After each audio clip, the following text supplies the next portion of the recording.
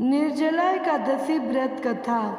भीमसेन व्यास जी से कहने लगे कि हे पितामह, भ्राता युधिष्ठिर, माता कुंती, द्रौपदी, अर्जुन, नकुल और सहदेव आदि सब एकादशी का व्रत करने को कहते हैं, परंतु महाराज मैं उनसे कहता हूँ कि भाई, मैं भगवान की शक्ति पूजा आदि तो कर सकता हूँ, दान भी दे सकता हूँ, परंतु भोजन के बिना नहीं रह सकता।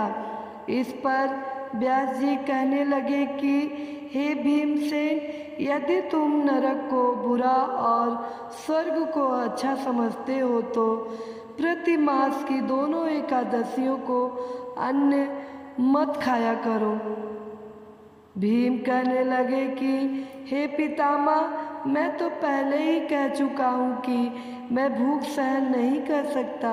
यदि वर्ष भर में कोई एक ही व्रत हो तो वह मैं रख सकता हूँ, क्योंकि मेरे पेट में वृक नाम वाली अग्नि है, सो मैं भोजन किए बिना नहीं रह सकता। भोजन करने से वह शांत रहती है, इसलिए पूरा उपवास तो क्या, एक समय भी बिना भोजन किए रहना कठिन है। अतः आप मुझे कोई ऐसा व्रत बताइए जो वर्ष में केवल एक बार ही करना पड़े और मुझे स्वर्ग की प्राप्ति हो जाए। श्री व्यास जी कहने लगे कि हे पुत्र, बड़े बड़े ऋषियों ने बहुत शास्त्र आदि बनाए हैं, जिनसे बिना धन के थोड़े परिश्रम से ही स्वर्ग की प्राप्ति हो सकती है। इसी प्रकार शास्त्रों में दोनों पक्षों की एकादशी का व्रत मुक्ति के लिए रखा जाता है। व्यास जी के वचन सुनकर भीमसेन नरक में जाने के नाम से भयभीत हो गए और काँपकर कहने लगे कि अब क्या करूं? मास में 2 व्रत तो मैं कर नहीं सकता।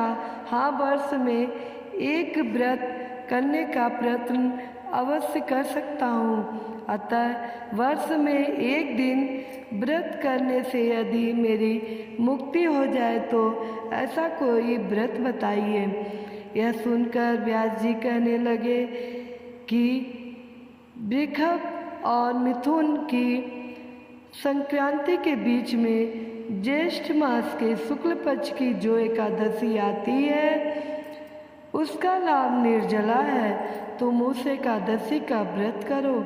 इस एकादशी के व्रत में स्नान और आचमन के सिवा जल वर्जित है। आचमन में 6 मास से अधिक जल नहीं होना चाहिए, अन्यथा वह मदपान के सदृश हो जाता है। इस दिन भोजन नहीं करना चाहिए, क्योंकि भोजन करने से व्रत नष्ट हो जाता है। यदि एकादशी को सूर्योदय से लेकर द्वादशी के सूर्योदय तक जल ग्रहण न करे तो उसे सारी एकादशियों के व्रत का फल प्राप्त होता है।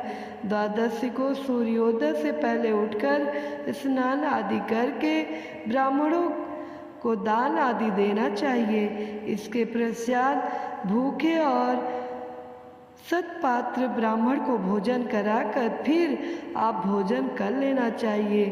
इसका फल पूरे 1 वर्ष की संपूर्ण एकादशियों के बराबर होता है।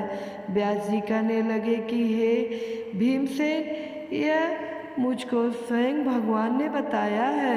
इस एकादशी का पुण्य समस्त तीर्थों और दानों से अधिक है। केवल एक दिन मनुष्य निर्जल रहने से पापों से मुक्त हो जाता है।